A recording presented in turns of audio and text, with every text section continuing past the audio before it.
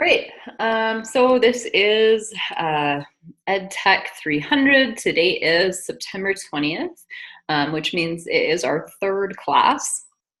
And we are going to start off here actually by looking at a few blogs. So I had some people who were brave enough to give their blog address so that we could use theirs. So I just took the first three. And so what we're going to do is I'm going to share my screen just to show you what's up here. There we go. So if you look here, and I'll pop the link in the chat in just a second, you'll see that there are 3 people's blogs linked here. So what I'm going to do in just a minute is I'm actually going to put you all into some breakout rooms, and then I'm going to actually get you to do a little discussion about these things. So you're going to provide some friendly feedback to these lovely people who were brave enough to put their names out there. And then you can have somebody in your group just go on here and you can add right to this document. So constructive feedback, thinking about what you like about these people's blogs, remembering that some of these people just got their blogs. And so what you like, things that maybe you can suggest, and then we'll go from there. So what I'm going to do is I'm going to put you into these breakout rooms. And so in a minute, you're going to get something that pops up on your screen, and it's going to say, like, do you want to join breakout room, whatever? The answer is yes. And then we'll do about, I don't know, we'll take about 5-6 minutes. And then I'll give you a warning when I'm going to bring you back. I'll send a message to all of the rooms. If you need anything, you can always call me into your room. So let me just put this link up here so you can see, in case you didn't see it. Oops, didn't see it there yet. We've got bit.ly/Sept20 EDTC. There it is. All right. And I'm going to put you in groups of, I don't know, probably around 4 people. So here we go. I'm going to stop sharing my screen, and you get to experience the magic of breakout rooms as well. All right, there we go. Okay, there you go. You should have a notification on your screen. So now you just click on it to join.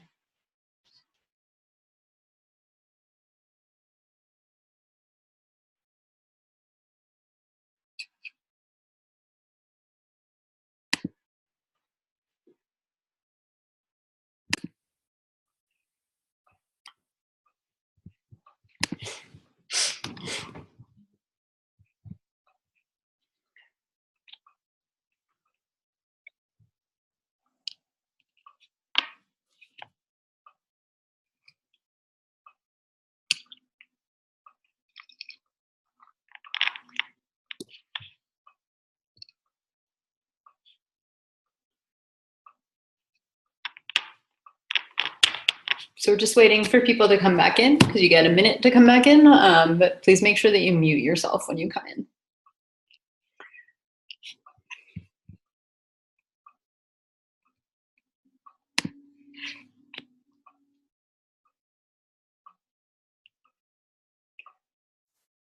Right.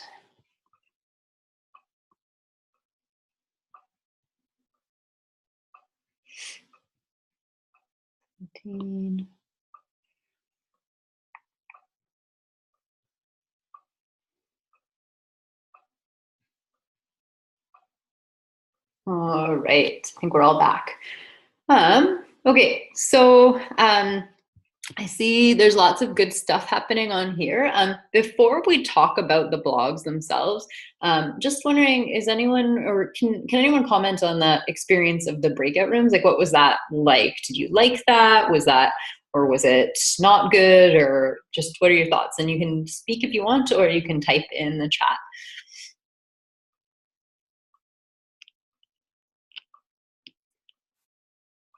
Okay, so it worked well overall?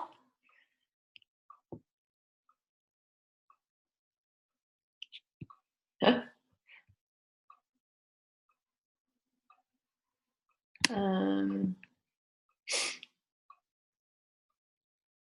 So John, you should have seen, did you guys get a notification when I said like 4 more, that I would give you 4 more minutes or whatever? Yeah, so I mean, I can do that again. Yeah, other than that, it gives you the 1 minute to, like, it kicks you out after 1 minute. That's kind of the default on Zoom. But yeah, you should have seen it come up on your screen. You may just have missed it, but I think it just pops up. Yeah, cool. But so it was good. I think it does work well. I really like using them. And it looks like we got a chance to do some talking, and it's a little bit less intimidating than maybe talking in front of the whole group. Okay, so let's take a look. So we'll start, let's see, with Tara's blog here. So I'm just going to share my screen, and then we'll take a look. Okay, so we've got Tara's blog, and we've got some feedback on it as well. So let's see. It says we've got lots of pictures, and we like that there are captions on the pictures. And it sounds like you did a good job of kind of getting across who you are. So I think that that was really great. And we liked your learning project post. And yeah, I guess so you did a good job of kind of showing who you are. Let's take a look. So we've got, she's got her menu bar here, and she's got her EdTech blog posts and her learning project posts. And so you can see, yeah, lots of pictures on here. Wondering what suggestions might we have for Tara. I think this is a really, really nice start. And I think she's good in a good direction, as I think a lot of you pointed out. Any suggestions, even if you didn't get a chance to put it on the feedback page? What would you like to see more of? Sorry, that's the wrong page.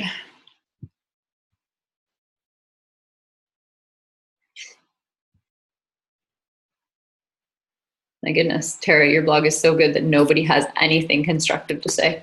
So that's pretty impressive. Let's take a look at one of her posts. Oh, maybe we could put a link to Twitter. Yeah, I think she did put it in that post, but we'll learn today how to actually put, how to get your Twitter timeline to show up. Yeah, exactly. We can do that with the auto feed. So we'll do that. We'll talk about that today. Yeah, so here's her learning project post. What do you notice right away about her post?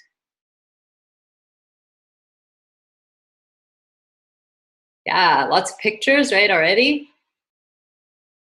That looks really good. We've got a video.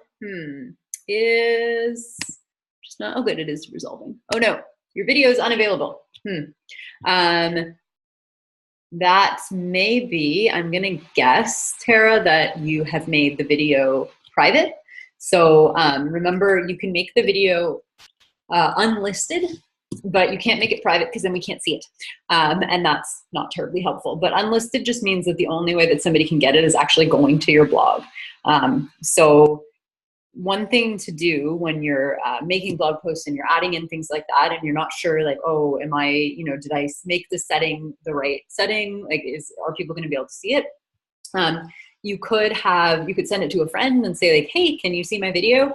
Or another option is if you're on Chrome or Firefox, there's something called an incognito window. So if you're looking at my screen, if you go to those 3 dots, this is Chrome. But if I go to those 3 dots, one of the options is an incognito window. Has anyone used this before? Yeah, private browsing exactly. So it's called private browsing on Firefox and apparently on Edge. And it's a pretty cool feature. So basically what it means is that it doesn't, it's like a browser that doesn't have your history, like it doesn't remember anything from your history, because when you're in your browser, you're logged into all sorts of stuff. And so it can be hard to tell what is actually, like what would be viewable to other people, because you have everything automatically logged in. And so if you go to this one, you can tell like what things would look like to somebody else. So it's like, it's like a private way of browsing, and it doesn't, it won't add to your, like your history, right? So it's not going to save your history. I would suggest that nothing is really private when it comes to Google. They're probably doing something, but they're not going to save it on your computer. So, so if you're looking at something like, or even, I mean, sometimes I'll go on and I want to show people how to log on to a site. Well, this is the way to do it because I won't be logged on. So it's just a more private way of doing things. It's a good, good option if you're trying to just be a little bit more, you know, see what's going on with your device without being logged in stuff. So there's that option. But so if I come back to this one, so obviously, if I love that Tara has a video already, and I assume that she will make it work. But it looks like she's also got, like, she's got some nice layout here, so things are going pretty well. Now, so this portrait, I assume this is your about page, right? So that's also really nice. I think, is it, oh, I see. Is this what, Webster's Estate, you mean like actually putting the picture onto its own line? Yeah, okay, so that, I mean, that's a little formatting thing, but that might be something. But I really love that, I love that Tara has a picture up. I think there are a lot of people who don't have a picture of them anywhere on their portfolio, and that can be a little confusing to people if they don't know, you know, it's nice to know who somebody is and to be able to just get a sense of what they look like. So lots of good stuff there, and I think that you know, Tara can work now on adding you know, maybe some e-portfolio elements, but I think she's got a really nice start here. Let's take a look at Elizabeth's blog. All right, so man, Elizabeth, you got a ton of feedback. Okay, so good, simple, clean, elegant. You should change the profile picture so it doesn't look like a default. Okay. All right, and she's starting to put some buttons to social media on there, and she's got an all about me post. So, oh, and look, we like the video as well, and we like the categories. So let's just take a look here.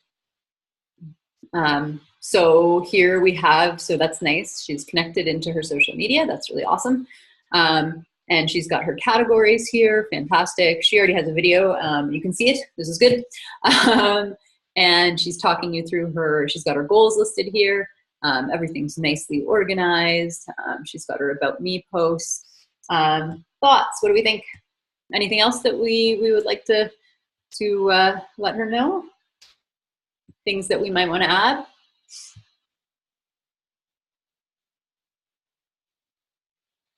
Again, apparently Liz is totally perfect.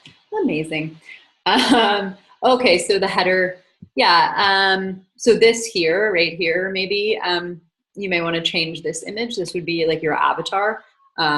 And so that kind of, this could be a picture of you, right? So that looks a little bit defaulty. And also the profile picture up here, that's, I assume that, yeah, that's one of the default pictures. So you may want to put your own choice of video, or sorry, of background picture in there. That would be a way of kind of updating things a little bit. And maybe, oh, I think we want a more exciting learning project post title. That's a good point, John. So you can be creative with those titles as well. But I do love that she's already put a video on there, and really just kind of being like going for it. I really love that. That's awesome. So that is the second one we looked at. And then we've got Rebecca's blog. Oh, we like the plans. And I know Rebecca had some stuff in there already. So we'll take a look at what an e-portfolio might look like here. Very cute wiener dog. All right.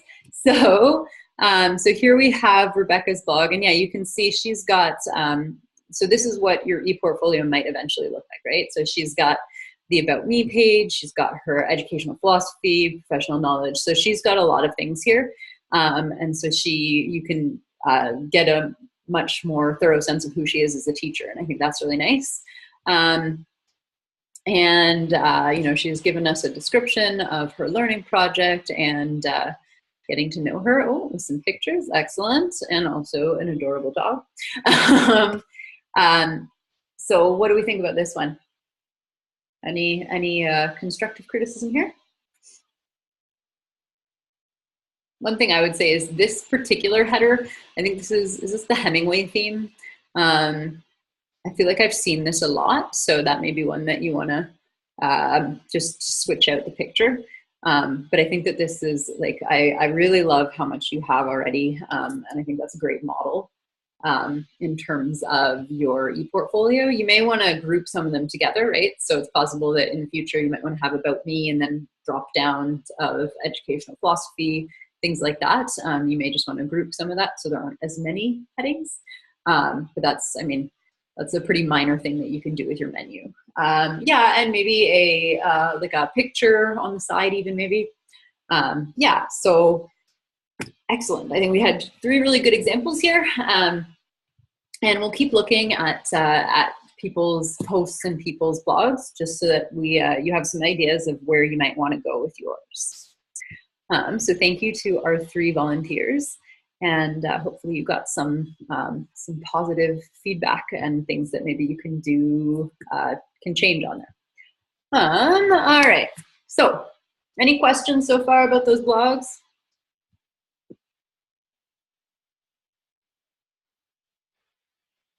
Good. All right, so one thing I will point you to is you'll see that if you go to EDTC300.ca now, you can see people's blog posts. And so you'll see down the side, these are the contributors so far. So these are people who had filled out that blog form by, I don't know, I think I last looked at it at like 3 o'clock today. So if your name's not on there and you didn't just submit your blog address in the last couple of hours, then that means you need to fill out that blog address form. But you'll see on here, so it's basically pulling in everybody's posts, and so you can see what people are up to, and then you can click to continue reading anything you want. So this is one of those things where it would be great if you would start commenting, right? Because one of the things you're supposed to do is contribute to others' learning. And so even if you make it a goal for yourself that every day you're going to go on, you're going to read one post that you like, and you're going to comment on it. And if you do one a day, like, you'll be in really great shape. So even if it's just, giving somebody some support in terms of their learning project and saying like, wow, I really love what you did this week. Even that can be useful, right? It's nice to get positive feedback on things. So that's that site. Anyone have any, can you, yeah, so when you go to comment, you are gonna want to click on the post itself, right? So if I just click the title, it'll take me to that particular post. And so you do wanna comment directly on their blog. That's a really good question. Thank you, Kendall. Anything else? Other questions about this? So again, if your thing isn't on there, yeah, so that's the thing, right? Like, you actually wouldn't comment on this page at all, right? Like, if you want to read something more, you just go, you click on it and it will take you. So for instance, this is Kendall's blog, right? So it'll take you straight there, and that's where you would comment. Yeah. And the form is, it's on the weekly plans. Any other questions about that? So that just makes it easier to read everybody's, but if you want to check out a particular person, you also have the option of just clicking on their name here. All right, I'm going to assume that we're good because nobody is saying things. Okay, so last week we looked at a bunch of things that you could do on the blog. So we talked about creating your blog and accessing the dashboard, and adding links and categories and menus and images. And we're gonna do a couple more things on blogs. And then we'll take a look at something called Feedly. And then if we have time, which I imagine we probably will get into it a little bit at least, we'll start taking a look at Twitter so that you can get an account set up at least. So I'm gonna go into the blog that we made last week. And you'll notice I have the WP admin at the end so that I can get into my dashboard. Yeah, so Holly, you just click on the title of the blog. Sorry, I'll just go back and show quickly. You basically click on the title of the post you want to comment on, and then you'll notice, so let's say I want to comment on Kendall's post here. I would just go down to the bottom of her post, and you'll see that you can leave a reply. Okay, so if I'm in the dashboard of my blog, a couple of things that we're just going to take a look at. So the first one is adding widgets. So if you look at, for instance, my blog, you'll notice that down the side, there are kind of these things that show up on every page. So in my case, there's this, I have a picture of myself. I have some social media links. I've got my tweets. They have not resolved yet, but they are there. They will show. I have this little visitors page, so you can see how many people have looked at my blog in the last month or whatever. It's really weird. You can actually get one of these, like one of the little map things, and then you can see if there are weird people who are reading your blog from strange places. There's somebody in Mountain View, California, who visits my blog every single day. I have no idea why. I'm hoping they're trying to, maybe they're gonna get me to work for Google or something, and it's gonna be amazing and I'll be super rich. I kind of doubt it, but it's weird. It's weird that there's somebody who's doing that. But so you can see, this is the Twitter widget right here. So you can see some of my recent tweets. So all of these things, they're called widgets, right? And so some of you will notice that you have widgets down the side already. I think, whose was it? I feel like Rebecca's had, yeah. So Rebecca here has a search widget right there. And you'll notice that some of them will just be kind of already on your site.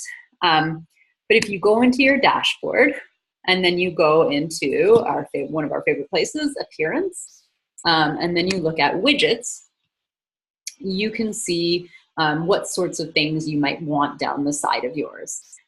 So you'll notice on this one, there are 3 places where I can have widgets, right? And I tend to like them on the sidebar. If you don't put anything into them, then you won't have anything there, right? So, and if, let's say, archives was on my sidebar and I decided I hated it, I can actually just drag it back to the other side and it gets rid of it, right? So if I want certain things in my sidebar, and I'm not going to put them in content bottom and content bottom too, like those would be at the very bottom of my posts. I don't want that, so I'm only going to put things into my sidebar. So let's say, there are some kind of normal ones, right? Like you could put your blog stats and then you can see how many people have been on there. You could have a list of your categories. You could have, a map with your location. I don't know, it's a little weird. And there's lots of different options. So one that you might want to put on, if you go way down to the bottom, there's a Twitter timeline. So that's how you get those tweets on your page, right? So if I just, if I click on this and then I make sure I want it on the sidebar and I add the widget. Does everyone see it? Yeah, so if you don't want so you can see your stats on WordPress using, you can see them if you don't want them publicly. There are ways to do that just from the back. So if you don't want your stats to be kind of broadcast to anyone, then I wouldn't put that widget on there. There are ways to see it anyway. But everyone will see your widgets, yeah. So it's a way of kind of like putting some extra things onto the part of your blog that people see. So with Twitter, you can call it whatever you want. You really, everything will be that you need is kind of in there, other than you probably want to say how many tweets to show. I have 3 on mine. Really depends. You could put 5 if you want. It's really just a personal preference. And then you just put your username in. So I'm going to put my Twitter username in there. I can choose if I want particular layout options. I can choose even the link color that I want. I'm not going to fuss with any of that right now. And if I go under visibility, you can see also, if I don't want it on particular pages, I can play around with that here. Again, this is all stuff you can just play around with, see what you like. But all I really had to do there was say how many tweets I wanted and put my Twitter username in there. And then once it saves, you'll be able to see, you should be able to see if I go into my site, if all is well, it will show my Twitter timeline. Yeah, so easy, super easy. It's already there. And I have now this Twitter timeline down the side. So 5 tweets is kind of long. So you may not want 5 showing. So that's why I have 3, but it's really, really up to you. Any questions about that one? It's super easy to use. All right, so other things you may want to do, you know, you can put, let's see. Oh, you can put your social media icons, right? So if you want, you can put social icons. And basically with that, again, I would just add it. And then you add the ones that you want, right? So I can add various ones and I can see what icons they actually allow me to have. So they have all of these different networks. So I could put a link to my Flickr, to my Facebook, to any of these things I could put into my social widget right there. And you would just have to put the account URL. So for instance, on Twitter, it would be like twitter.com/your username. So that would be another option. One thing that is nice, so I have the one that's just the image. So you can basically just, if you want to add this one, you just add widget again.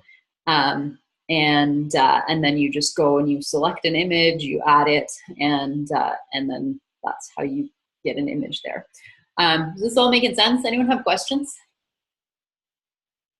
You can really add whatever you want. And there are some themes will have a bunch of them already in there. So if you don't want any of those, just drag them off like I showed you. And that way you don't have to be using a bunch of widgets that really aren't doing anything for you.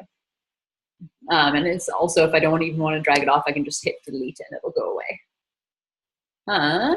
Any other questions about that? Are we good?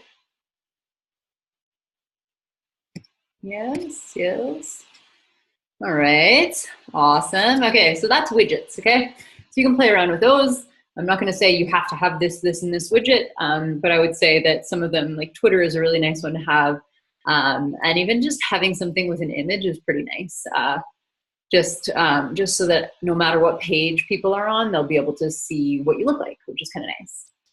Yeah, so you just take the widgets that you want, you just click on them, or you can even just honestly, like you can drag it over.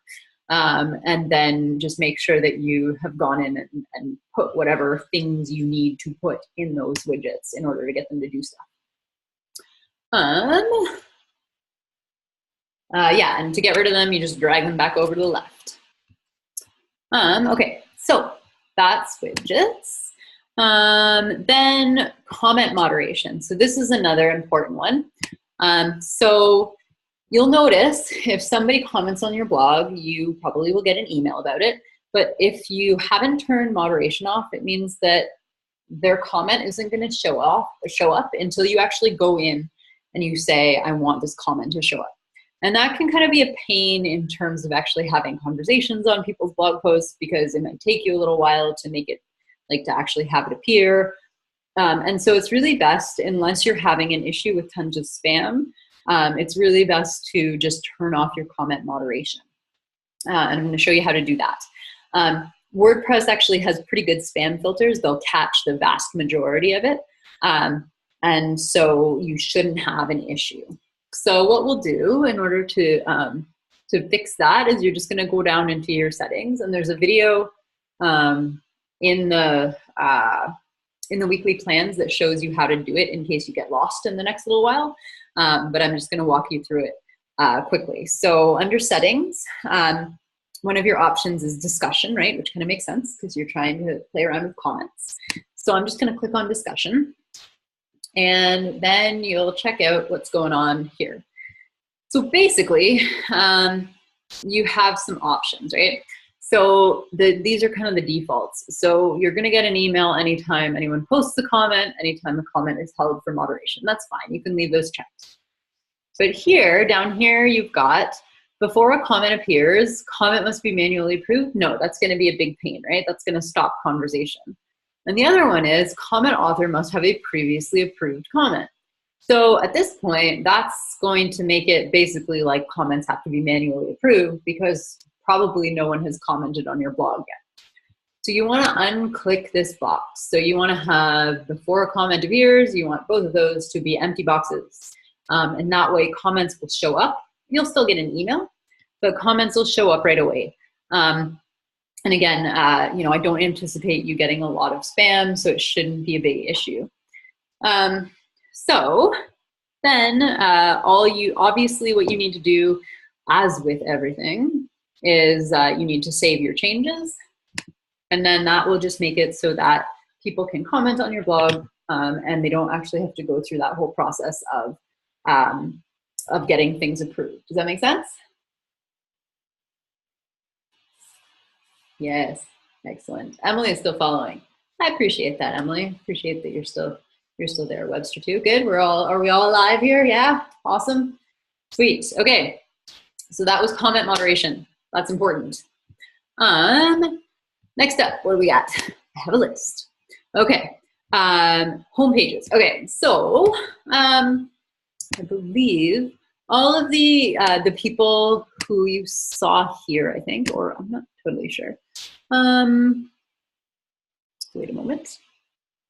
Yes, okay, so all of these blogs, you'll notice if you're on your home page, if you go to their homepage, just like their regular WordPress address, all of these blogs just have posts, and that's totally fine, right? Like the first thing you see is the person's most recent posts. So that's one option for the way your blog is laid out. Now, if you look at, I'm gonna show you Kendra's. So when you look at Kendra's blog, you'll notice that hers is a little different. So when I go to her homepage, she's got kind of an about page, right? So this is another option. So you don't have to do this, but you have an option on WordPress. You can either have what's called a static homepage, which is what she has, which means every time you go to her site, you're gonna see this.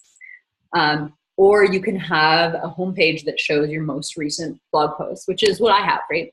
I'm kind of highlighting my blog instead of the ePortfolio piece. So that's what you get when you come onto my post, or sorry, onto my blog. So either one is really okay. It's just up to you. It's personal preference. You may find that because you're trying to build kind of a teacher ePortfolio, that it may make more sense for you to have a static homepage, but it is up to you. But let's say you do want to have a static homepage, so you can change this in your reading settings. So again, down on settings, this time I'm looking at reading. There's all sorts of good settings down here that you can play around with. But so this is, these are your reading settings, and you'll notice that you have two options right at the top. It's like super obvious. And so it says, do you want to display your latest posts? So that's what the three that we looked at today have. Or do you want to display a static page? And that's what Kendra has here, right? She has a page that is the thing that shows up as her homepage. And so it's probably default set to your latest post, but if you want to change it, you just click on a static page, and then you have to go through and actually say, like, what page do you want? So if I want my about page to be the one that shows up, then I would just click about. And then I have some other settings that you can take a look at if you'd like. And then save changes. Now, if you're gonna do that and you want it to go to a particular page, make sure you've actually edited that page. So right now, if I were to do this, my about page says, this is an example of an about page, not what you're going for, right? So I would need to make sure that the page that I set as my home page actually has something on it. And that is pretty easy to do. Unsurprisingly, if you'd like to edit one of your pages, you go to Pages, and then you click on it and you edit it. So that's static versus posts. That we're good, clear? So again, that's personal preference, right? Also, you'll notice some people, it won't, if you're looking at your post, it'll only show a summary, and then you have to click on it to see the full thing. That's this little setting right here. So that's whether you want full text or summary. And one other thing that I wanted to show you is sharing. So if you look, let's see what's going on here. So I'm going to take a look at Rebecca's blog, and let's see if she has sharing happening.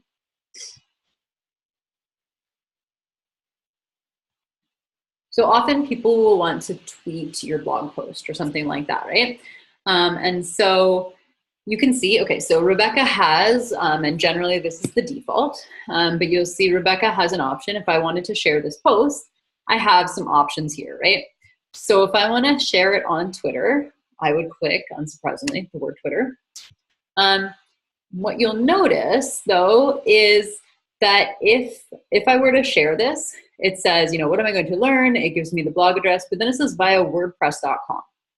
And that's obviously not Rebecca's Twitter handle. So if we tweet this, Rebecca's not going to know. Like, she's not going to get any sort of notification about it because I'm not using her Twitter handle. So what you can do is you can actually make it so that when you do that kind of like, I want to share on Twitter, you can make it so instead of saying via wordpress.com, it'll say via whatever your Twitter handle is, which is kind of cool and handy. So to do that, you basically just have to go now, again, settings.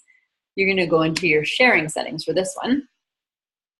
And you'll notice way down near the bottom. Oh, so first of all, you can change what services there are. So anything here is what's going to show as options for sharing. And so if I wanted to make it also possible to email my post easily, I can just drag that there.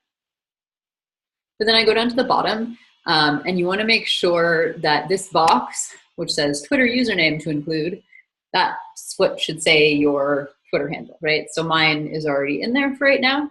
That means if somebody went to share my posts, it would say via KB Hildebrand. And that means that I would know. I would know if somebody tweeted it. Does that make sense? All right, so that's, and then again, we save changes and all is well. So those are just some things that you can do to kind of personalize your blog and make it work for you kind of to the max. So lots of things that you can play around with.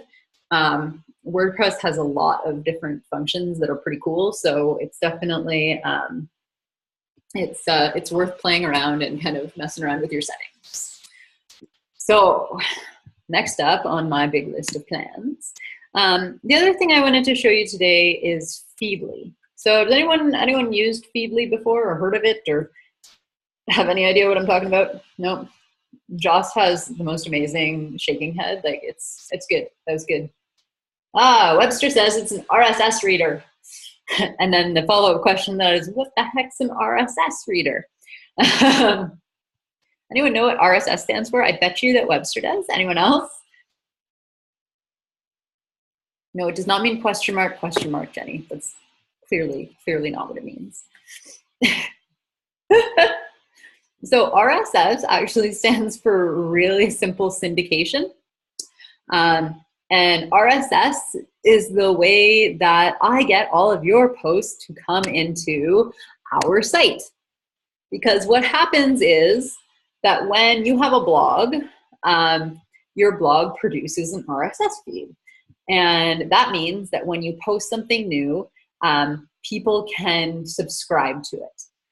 So that's why I always tell you, you have to make a post and not a page. That's why it's really important that you're not like putting your blog posts on pages, because you can't get a feed from a page. You can only get it from posts. So your blog, without you doing anything to it, is already generating this feed. And so what's cool is there are a whole lot of things on the internet that generate feeds. And so if you get a reader, you can basically say, I want to see all of the feeds from all of these different sites. And instead of having to go to 15 different sites, they'll all show up in the same place, which is kind of cool. So you'll notice that one of the things that you're supposed to do in this class is you're supposed to share resources and stuff, right? You're supposed to be tweeting things, and maybe sometimes I'll ask you to find articles and then talk about them in your blog posts. And so the question then is, how the heck do you find articles? And the answer is, you use a reader. So I'm going to show you Feedly. There are some other ones, but Feedly is my personal favorite. You just go to feedly.com, and mine obviously is already logged in, right? But if I were to, how could I show what it looks like to not be logged into Feedly? Anyone remember? Incognito, indeed. I could use my incognito, which is so amazing that even when you go into your incognito, where is it? It's so awesome. There's, oh, it's this guy, right? He's like a detective, a secret spy detective. That's how you know. So if I go to Feedly on here, you'll notice looks a little different. And I like super secret mode too. It's pretty awesome. So I can get started for free, right? It's like, it's pretty simple. And actually you can go through Google, or you can make an actual Feedly account, or Facebook, or all these other options. I am a Google person, so I have mine linked up to my Google, but it's up to you. But you just need to create an account, and so you have some options for how to do that. Once you do so, here, I'll make one. We'll make one just for fun. What's my name going to be? K Hill. And let's see. I'm going to use my Virginia one. Good times. And then I'm going to create an account. It's going to be awesome. And then you'll see what it looks like from the beginning. Okay. So blah, blah, blah, it wants to tell me stuff. I will ignore it because I already know how to use it. Apparently I've already made one through here. Look at me. But there's not much in it. So basically, when you go into your Feedly, it's going to pull up all the things that you've already, that you want to read. And so there are lots and lots of different places on the internet that are going to create feeds for you. So if I want to add new stuff, I'm just going to go over, let's see. It'll give you the option to add stuff when you actually get on. But so I'm going to go down here to add content, right? Seems pretty normal. I'm going to say I want to add some publications and blogs. And then it's going to say, like, what kind of stuff do you want to follow? And so let's say I want to follow some ed tech stuff, right? So I just put in ed tech, and it's going to give me all the things that relate to ed tech. So you'll see that I'm following some of them, but I can say, you know, follow on here, and I'll add it to my ed tech category, and you just add the things that you're interested in, right? So anything you think is going to be a good thing to read, a lot of the ones that show up are going to be really good, right? Like Edutopia has 43,000 followers, probably a decent thing for you to follow. And so I add whatever I want. Let's say I want to maybe also add some just education sites. Okay, so I've got education sites here as well. You know, maybe I want to follow TED Education. And then I've added that to my kind of my news feed. And then what you'll see is when I go into my feeds and I just say all, it's going to give me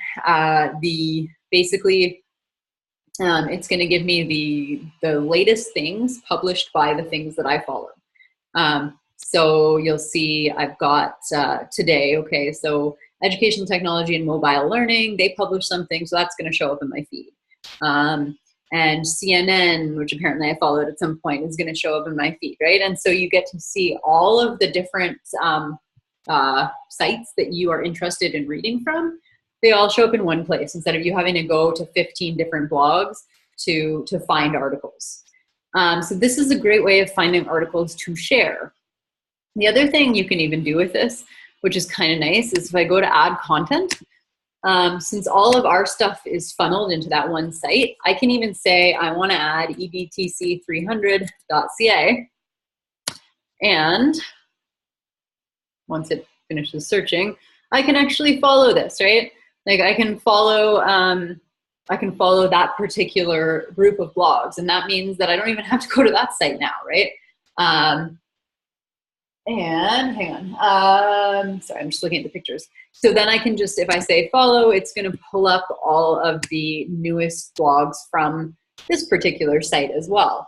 So it really brings everything in. So Jenny, they're not all, it's not that they're all blogs, it's just that they're sites that are creating some sort of feed, right? So CNN has a feed that basically functions like new posts, right? So it adds anything that they put up as like a new thing is in their feed. And so that's why you can bring it in. So yeah, it's anything, as Webster says, right? It can be news sites, it can be people's blogs, right? So a lot of these ed tech ones, those are like, they're blogs. They may be a corporate blog, but they are blogs. But so it's anything really that has a site that produces new stuff. And Emily, if you wanted to look different, I believe if you go to the little, let's see, if you go to that, no, it's not that one. It's always good times to try to figure out how to change things. Oh, on the right side, look at you, you already got it. What, here? On this one? Wait, going back to this. This, yes. Okay, I can change my view right here. Yeah, so you can change, I like magazine view, but you can change to any of these options. So here is what's super awesome about this, right? Because I said you have to be sharing things like articles that you found to sites like Twitter. So what's really nice about Feedly is that it makes sharing super, super easy. So let's say I read this, and I've read about why students forget, right? And I want to share it. So I click on it, and it brings up this kind of summary. And if you are a good citizen, you would actually go and read the whole thing before sharing. So I'm going to model something really bad, which is to share it without actually reading the whole thing. But I'm not going to go all the way to share it, so I'll feel better about it. But I think especially when there's so much fake news out there, really important that you read articles before you share them so that you're not inadvertently sharing something crazy. But what you'll notice is that this page from here, I can tweet things really easily or share on any number of platforms. But if I link in my Twitter, basically, so I'll have to actually log in by putting username and password. But then it basically generates a tweet right there for me. And then I can edit it, right? So let's say I want to add hashtag EdChat to the end. I can add whatever I want, and then I just click and it tweets right there for me, right? So it's really easy to tweet things. You can even do, like, I can say hashtag EDTC300, right? And so it's really easy to share things from this site, especially once you've actually connected it to your Twitter. Does that make sense? So this is like, I have this on my phone, right? And sorry, my cat's doing crazy acrobatics. I have this on my phone, and so if I'm like waiting for something, I can just be reading articles and then I can share them, right? And it's really simple to do. And so it makes it really, really quick to share things that you've read instead of having to go in and like copy and paste and find the title and all of that. Like, it auto generates it. Does that all make sense? Yes, yes, I know. There's so much stuff happening, and so much people kind of looking at me with blank faces. That's fun. Good times, good times. All right, so that's Feedly. One of the things that I'm going to ask you to do this week is actually to get Feedly, or another one. There are a couple other options. You can get Dig. There's a Dig reader. There's another one, and it's also, they're both in the weekly plans if you're looking for something different. I happen to love Feedly, so that's what I use. But there are other options, and they look very similar. But you'll see once you've actually done, like once you've brought in a lot of stuff, you can see how many feeds I follow in here. There's lots for you to read, right? And it's really nice. Like, it's so nice to just find all the news in one place. And really, that's kind of how I get my news from the internet. All right, so if we're all good with Feedly, let's move on with our lives. Can you link it to your blog? I don't know that you'd necessarily, like, I don't know that you'd want to. I'm not sure that you can. But I think this is more like, this is for you. What I'm gonna ask you to do is you're gonna write a blog post about it, but this is really more so just for you to be able to gather resources, right? But when you write your blog post this week, you're gonna talk us through how you decided what to add there, right? And so in that case, you will be talking about it on your blog, but it's not, there used to be a lot more like social bookmarking where you could share things with other people, but we've kind of moved away from that. And sometimes that's really unfortunate. Like I've wanted to share Chrome bookmarks with people and it's like, it's not as easy as it should be because they've gotten rid of it. So I guess we don't get to share our bookmarks anymore, which is kind of sad. All right, so back to our weekly plans. Okay, look how much we've done. Excellent. Now we're going to take a look at Twitter because Twitter is super fun. So how many of you before this class had a Twitter account? Okay, so say something in the chat if you did, or say yes or no, or me also works. So some no, some yes. And how many of you use it regularly? Okay, Kylie does. Couple of people, yes. Okay, practically every day. All right. So, okay, so some people use it a lot, some people not so much. And we're gonna talk about using it really for education. So Twitter is another place where you can get, your news from, similar to Feedly, but it's also a communication place, right? So I'm gonna go into my Twitter. And Twitter at this point, Twitter is not the moneymaker that Facebook is. It's, in fact, really doesn't do very well. And one of the things is, so for me, if you have ad block, which I think I told you about last week, ad block, the most amazing thing ever. Yes, ad block. If you have ad block, it's already blocking 6 things right now for me on this site, which is kind of fantastic. So if you have ad block, you won't see any of the sponsored tweets. But sadly, if you are then on your phone where you maybe don't have ad block, you'll see them on there. So you'll notice a difference. But Twitter is different from sites like Facebook because it shows you your pure feed. Does anyone know what I mean by that?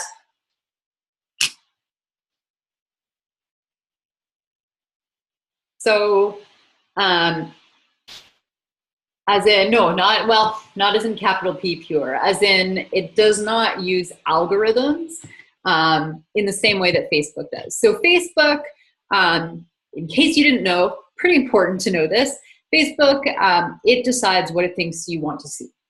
So Facebook looks at what kinds of things you tend to read. It looks at whose posts you tend to hover over, whose posts you reply to, whose posts you like, and what types of things they're about. And then it shows you more of that, right? So in fact, you might have friends who you never see on Facebook, even though they're posting regularly, because Facebook's algorithm has decided that you don't want to see. Wait, I'm not sure what you mean, Emily. So Twitter, unlike Facebook, actually shows you the most recent tweets from the people in your feed. So Twitter doesn't think for you in the same way. Now they've made it so you can see, you can have them do that for you. Yeah, exactly. Yeah. So it's not curated, right?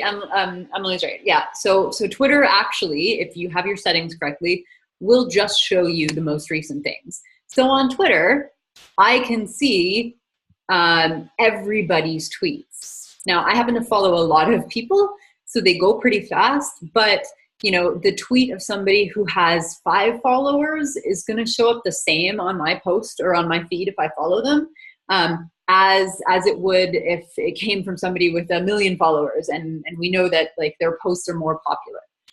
So while Facebook is going to show you what it thinks you want, Twitter is actually going to show you everybody's feed in reverse chronological order. They're going to show you like whatever tweets come from the people you follow. Does that make sense? So it's like Facebook really decides what you're going to see. You can actually mess around with Facebook's algorithm pretty nicely. You'll notice if you're on Facebook, you can actually do things like you can say, you know, don't show me posts like this, right? So if there's something you don't like, you can basically tell it to mute that. And you can kind of like tailor your feed based on that. But even if you don't do that, Facebook's going to do it for you. What people see really depends on what Facebook has decided they're going to want to see, which is, as you can maybe imagine, kind of problematic because you're not getting like actually what's happening. You're getting what's happening in the world that you really, that you've chosen for yourself. And that's what's known as a filter bubble, right? So that you're kind of in, because of Facebook's algorithm, you're only seeing the things that will please you about life. And that's not good. So Twitter is not like that. They have made it now so that sometimes when you get onto it, it'll say like, these are the things you've missed. And it tries to show you that, and it pulls out the things that it thinks you're gonna like, but you can just scroll below that. And then you can get to all of the tweets. But so this is Twitter. And this is, if I go to my home, I'm going to see tweets from people that I follow.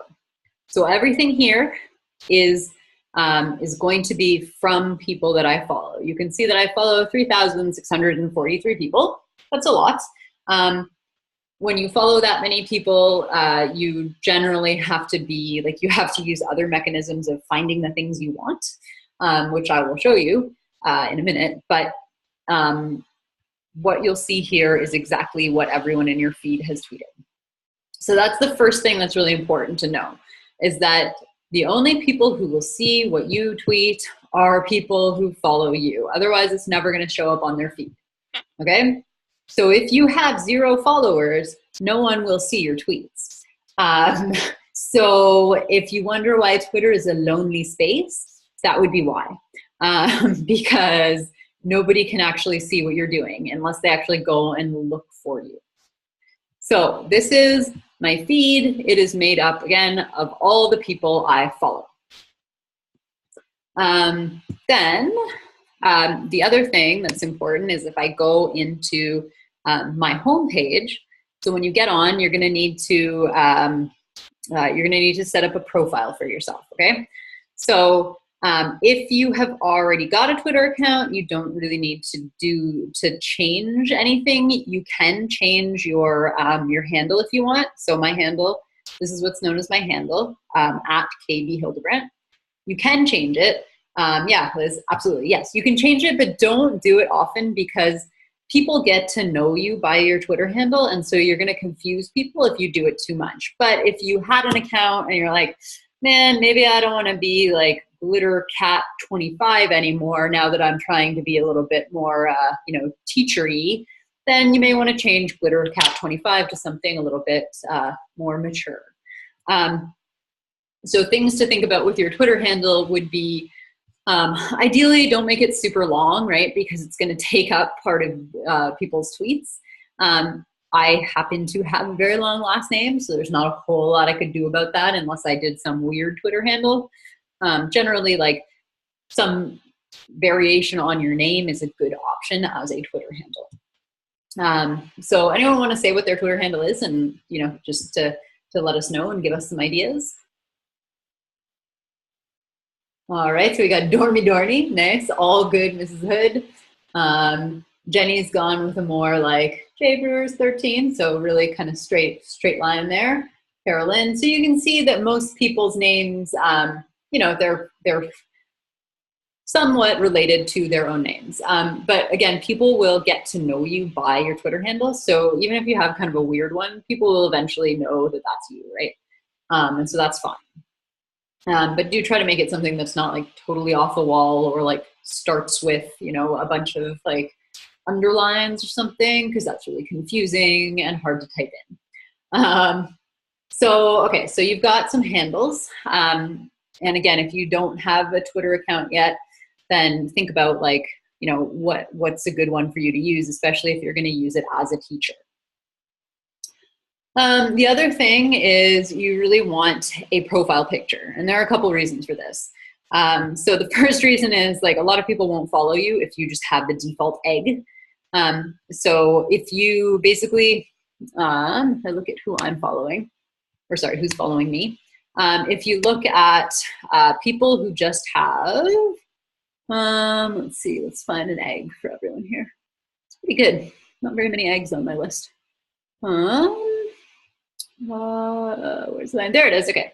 So this is, here we have a brand new Twitter account, right? That's not even the egg. Where's the egg? Oh, maybe they changed the egg. It used to be an egg.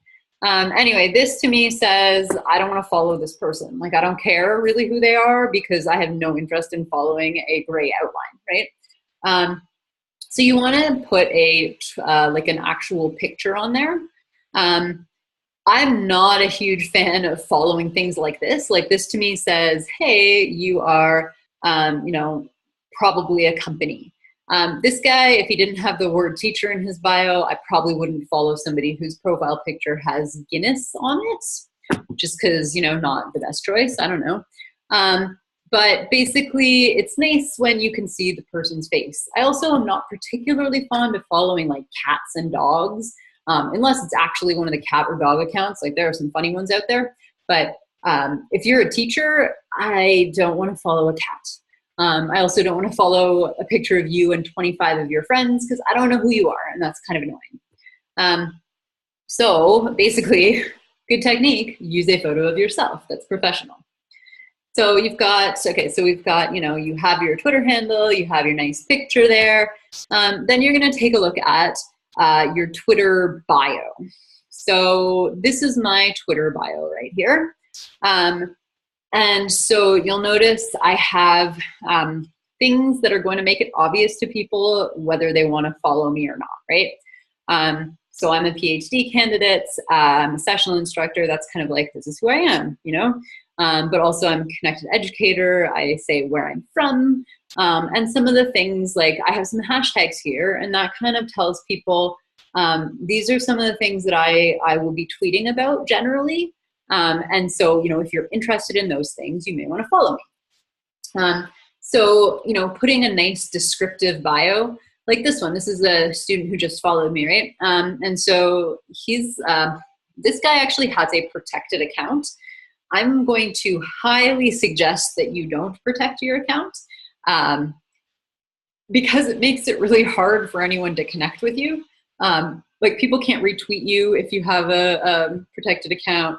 And like if I go to follow him, I can't follow him until he approves me. So it just kind of puts up a barrier. If you're making a professional account, there's not really much reason for you to have a protected account.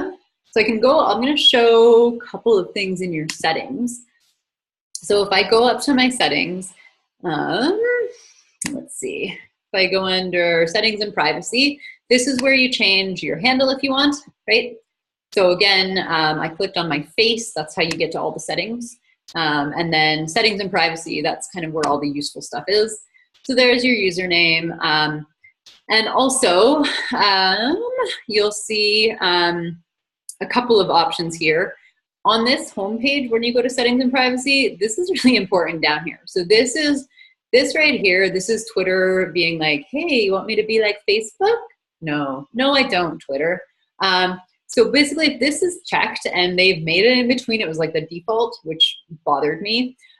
This is if you want your feed to be curated like Facebook does. I do not want that. That's not what I like about Twitter. And I feel like Twitter doesn't actually have the awareness to show me the tweets that I'm likely to care about most, right? Like they don't know who I am, and I find it sketchy that they want to. So I would highly recommend not having that box checked. And then the other things that would really be important would be probably your privacy and safety. So this is the tweet that, or this is the box, sorry, that basically protects your tweets. right? And so if you have this checked, it means you have a locked account. This is tweet location, and you can add a location. Actually, I don't know. I feel like it tries to recheck that box for me sometimes. I don't feel like I necessarily want it right now. Photo tagging, you know, you can allow that. And so you've got some options in terms of your privacy, right? So all that makes sense, right, everyone? Okay. I'll do that later then. I don't care enough now.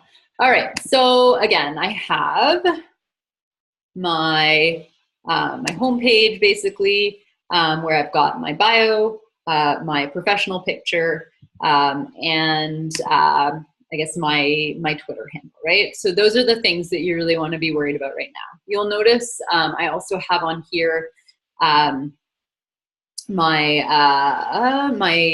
website is linked there, so you can link your WordPress account. Absolutely, like that's totally a great idea. Would be to link to your WordPress,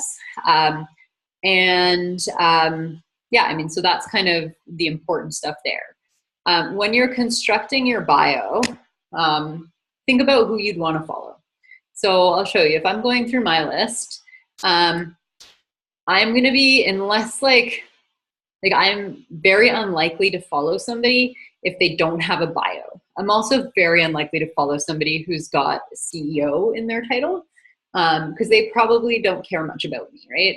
They're just going to be sending out a lot of tweets. They're trying to get more followers. So, you know, I'm looking through, this guy's a principal. Yeah, I'll follow you. You seem okay. You probably want the word teacher in there somewhere. Future teacher, teacher candidate. That will help other teachers know that they want to follow you. Like this guy thinks he's the 20th most retweeted marketer in the world. I'm not going to follow you either. I don't want to see your tweets. This one I almost want to follow because it says married my gamer Pokemon gym leader. That's, oh wait, married my world. Oh, that's also make it unconfusing. That's a very confusing bio right there. But yeah, basically you want to put something in there that's going to let people know what they're getting themselves into if they follow you. Okay, so let's see. We have talked about setting up your account a little bit. In terms of why to use Twitter, I'm going to let you explore that over the course of the semester. But for those of you who do use it, why do you use Twitter?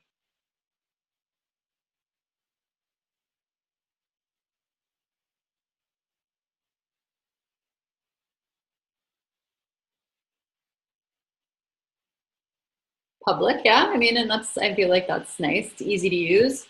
What else? Like, what do you get from it? Easy way to see lots of information. Yeah, and Jesse, you're absolutely right. Like in some ways, it's very similar to an RSS feed, right? It helps you keep up with current news, right?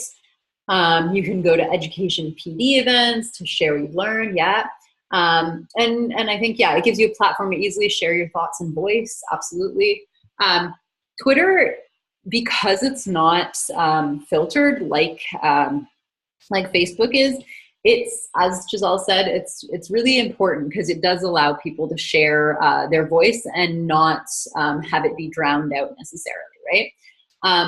And so, for instance, I assume most of you remember Ferguson when Michael Brown was shot in Ferguson.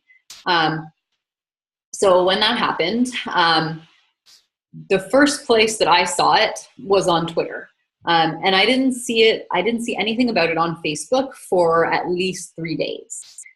Because Facebook basically, I mean, Facebook has its share of problems, but, you know, kind of tending to social justice issues is not really Facebook's first thing that they're going to try to do.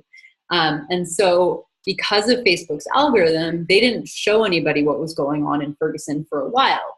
But on Twitter, it was trending, right? And so you could see it. And it was this, I really remember this situation because it was the first time where I knew this was going on in Ferguson from Twitter, and I was trying to get more information, and I went on to CNN and I went on to all of the other big news sites, and I couldn't find anything. And the only place that was letting me see this news was Twitter because it has that like unfiltered capability. And so for things like that, for kind of equity purposes, I really do think Twitter is wonderful in that sense. And so you'll see, I mean, sometimes in the morning, I'll take a look and I'm like, oh, what's trending in Canada, you know, and then you can check out like what's going on. And apparently we all care about America's Got Talent. I don't know what Congrats Josh is, but I'm just going to go out on a limb and say probably it has something to do with somebody in One Direction, because that's what everything seems to be about these days. I swear they break up every day. But seriously, no joke. I don't know about One Direction, but they really need to not be doing all of their breaking up all the time. But so you can see like Canada trends. You could go check out the America trends. Ooh, they're on hiatus. It's like, what does that even mean? They're just taking a break from breaking up with each other every day? Like, thank goodness. Thank goodness. So much drama. I've never seen so much drama in one group. But yeah, so trends can be helpful. Yesterday when Donald Trump made that absolutely ridiculous comment and called Kim Jong-un Rocket Man, Rocket Man was trending on Twitter, and a lot of people were like, what the heck is Rocket Man trending on Twitter for? And then it's like, oh, we're all doomed, right? Okay. So it is a kind of a nice way to see what's actually going on in the world. And I like it for that as well. So in terms of education though, Twitter is really, really amazing in this area because there are so many educators on Twitter and they share lots of really cool stuff. And so if you're trying to get information about, you know, teaching stuff, you can follow particular hashtags and you can find some really, really good stuff on Twitter.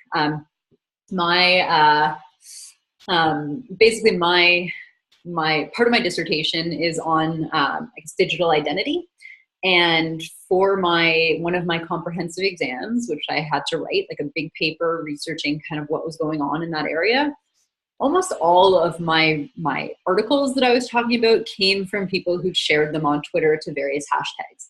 So it is really, if you know how to use it, you can get a ton of good information here. Of course, there's also your, you know, bizarre stuff as well. I don't know, here we have Patrick Stewart, not sure what's going on there. But you'll notice that most of my feed is going to be education-related stuff or news-related stuff. So it really is a powerful space for educators, I think. And I'll connect you. We'll figure out how to connect to some of the teachers in Saskatchewan, because Saskatchewan has a huge Twitter community in terms of education. Let's see. Okay, I'm gonna tell you, we got 8 more minutes. So you will have to create your Twitter account this week, but I just want to show you the very basics of Twitter. The two kind of important screens, I guess. Your home screen, that's where you see, again, the tweets of everyone you follow. And your notifications is basically where you get notified when people like something or when you're mentioned in a tweet or anything like that. So if I go to actually tweet, how many characters do I get on Twitter? How many people know this? 140. Yes. See, somehow we picked that up. If you make a tweet that has exactly 140 characters, it's called a twoosh. I don't know why, but it is. So, you know, that's something to aspire to. So if I go to tweet, okay, so I can do different things. Like I can do whatever I want. I can put, right, there you go. Yes, like yeah. But again, I feel like a swoosh in basketball is more exciting than using up all 140 characters of your tweet. So if I go to compose a tweet, I could seriously, like I can do whatever I want here, except that I'm gonna get stopped once I hit 140 characters. So, you know, I could tweet about my breakfast, I could tweet about whatever, I can just type in whatever verbal vomit I want to, but we'll try to be a little more productive than that. So when I write a tweet, who is going to see it? So let's say I write this tweet, like, hey, Twitter, I'm showing my hashtag. Oh, so many exciting things happening in this tweet. EDTC300 students, how to use Twitter. Okay, so Who is going to see this? Yes, so all of the people who follow me are going to see this. If somebody retweets me, then all of their followers will see it. And if somebody looks for me, right? If somebody goes to my profile, they'll also see it on there. So even if you only have like 5 followers, your tweet still could be seen by somebody if they happen to go to your profile. Who else might be able to see this tweet? How else could I get to this particular tweet? Yeah, somebody would see it if they looked at the hashtag, right? So there's also this hashtag in here, right? So you'll notice I can search Twitter and I can search for particular hashtags. And so if somebody wants to see who's tweeting what about EDTC300, you can search there. And then if I had actually tweeted that, you'd be able to see it. And to get all of the tweets, we would click latest, right? And then it's going to show me everything. So I've got a few people on here from class who are tweeting. I do see that Tara's account is locked. So Tara may want to reconsider that one, unless she's got a really good reason for it. Probably not super, it's just not good for connecting, right? But I see Kylie's tweeting as well with this. So you can see some people already are on here using this hashtag. And so the other way to find that tweet would have been to search for that hashtag. So we've got some options, right? That's kind of how people can see your tweets. So let me go back on here. So I still have my sweet tweet here. What happens if I put at the beginning of this, let's see, we'll put, hang on, I'm trying to see. All right. If I were to add at the beginning at Kylie, let's put Kylie in here. All right, now who sees my tweet? Kylie does, yeah. Kylie's gonna get a little notification. Not quite. So it's not my followers and Kylie's followers. Yeah, so Kylie, it would show up on her notifications. It'll say that I mentioned her in the tweet, but if I put it at the very front of the tweet, the very first thing is at that, it's gonna only be people who follow both me and Kylie. So that's this weird thing about Twitter that I swear the majority of people who use Twitter don't know, because as soon as you'll see people who have an ad at the beginning and you're like, hey, nobody's gonna see that except for like the 3 people who follow both of you, right? It's like a Venn diagram, right? As soon as I do that, it's like Kylie's followers, my followers, only people will be the people who are in the middle there. If I put the at anywhere else in that tweet, then absolutely, it would now go back to all of my followers. So if I do this, totally different now, right? Now all of a sudden, all of my followers see it, and Kylie still gets a notification, right? But it goes to all of my followers. It's not going to be automatically visible by Kylie's followers unless Kylie decides to retweet it.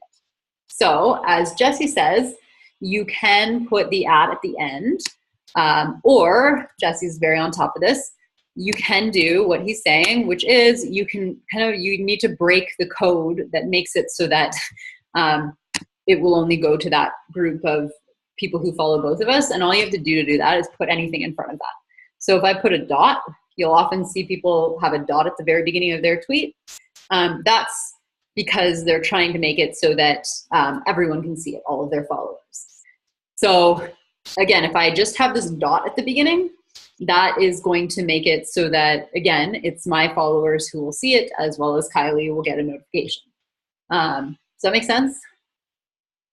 Yeah, so this is like a weird thing about Twitter, but you'll notice you will see sometimes people with the dot at the beginning, or I could even just say like, hi, right? As long as I put something in front of that at sign, it breaks that rule.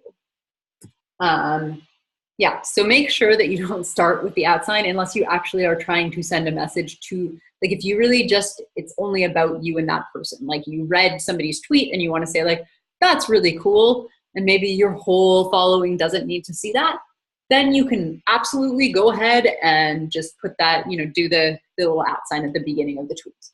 But anytime you're actually trying to get people to see it, you need to not have the at right at the beginning. Yeah, it's this really random Twitter thing. And again, once you know it, you'll start noticing people who use it wrong all the time. You'll be like, oh, there's like 2 people who are going to see that tweet, but good job, good job.